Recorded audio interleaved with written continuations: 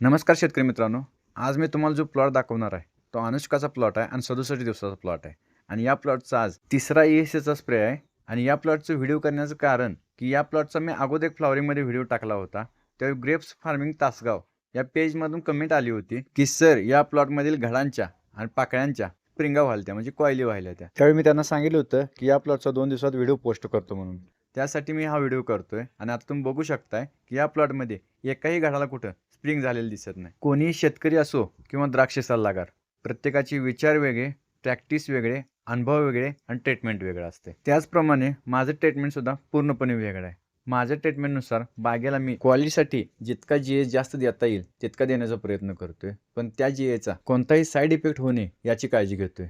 उदाहरणार्थ सांगायला गेलं तर पोट भरून तर जेवायला पाहिजे आणि पण पोट बिघडलं नाही पाहिजे. आता या प्लॉटला फ्लॉवरिंग चालू व्हायच्या अगोदर मी 3 GAचे स्प्रे काढले. त्यातला एक हँड डिपिंग होता आणि फ्लॉवरिंगमध्ये 9 GAचे स्प्रे काढून 53व्या दिवशी याचा फ्लॉवरिंगचा सेटिंगचा स्प्रे दिला.